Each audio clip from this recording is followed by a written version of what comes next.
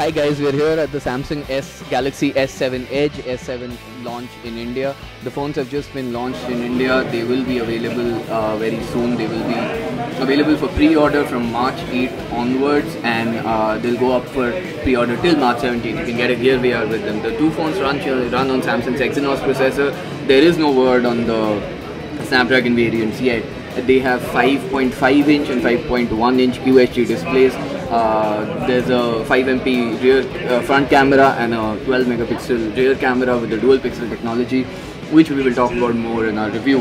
And on first look, they look pretty much similar to the S6 and S6 Edge before this, but a change is in the design. You can see these small curves on the back, which basically add ergonomic value to the phones. That's the first thing actually that you will notice when you pick up these two phones from a table or whichever surface. They do make it a little more ergonomic. They're just as light as they were, they're just as slim as they were. They're made of metal and glass, and like the Note 5 and S6 before this, you can see that there are a lot of fingerprints on the two devices. So yes, you will most likely be putting a cover on these devices. But on first impressions, yes, it's not. It's more like, you know, if it ain't broke, don't fix it. But yeah, there's not a lot of change. But in terms of performance, we're hoping they will be much better, and there will be a lot to see. There's of course the Edge has been improved, is what Samsung says, because they've added more icons, more features to the Edge. You can do more. You can, of course, there's the older features like adding quick contacts and things like that. You can also add news. Basically, the Edge screen has been made wider. I'm gonna pass the microphone to Sameer now so that he can give you his judgment of the phone. Okay, so one of the most important things to notice right now is that it still has micro USB and not USB Type-C, and a little bit of digging around led to understanding the fact that the Gear VR headset still uses a micro USB interface and not USB Type-C, and also that USB Type-C still hasn't reached its potential, which is why it would be a little premature to put it in this phone. And also, if you look at it, most of you in your houses will have micro USB chargers rather than a USB Type-C, which is still more common, and also the smartphones support fast charging.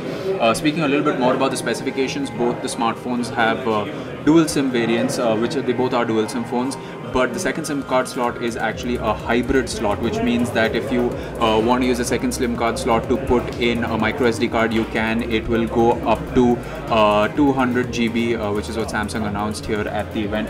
Another thing to notice, like Prasid said, is that the Edge display has been worked upon, and now you have a bunch of more functions that you can use with the Edge display.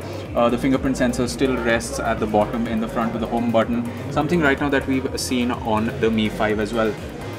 Coming to the very curved sides, if you hold the phones on the sides and see, you will see a very startling resemblance to the Mi 5 as well. It's still got the very curved edges right here, and it's essentially overall quite the beautiful phone. It has the headphones jack at the bottom, the speaker at the bottom as well, 4 GB of RAM, 32 GB of built-in storage.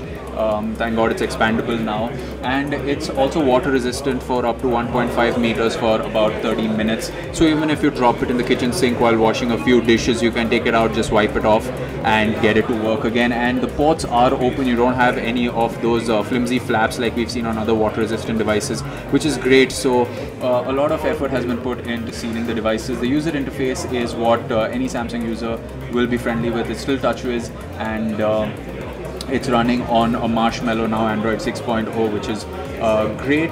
And that's it from us here, Team Digit, at the launch of the Samsung Galaxy S7 and the S7 Edge. To reiterate the prices, it's priced at 48,900 for the S7, which is out here, and 56,900 for the S7 Edge. The pre-orders start today, which is the 8th of March, and go on up till the 17th. And if you pre-order it in this time, you do get a Gear VR headset. We've been playing around with the Gear VR headset, and it looks great.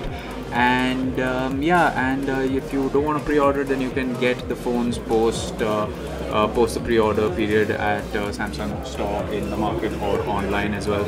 That's it from us here at Team Digit when it comes to the Galaxy S7 and the S7 Edge. As always, if you like this video, you can hit the like button and subscribe to our YouTube channel for more videos like this one.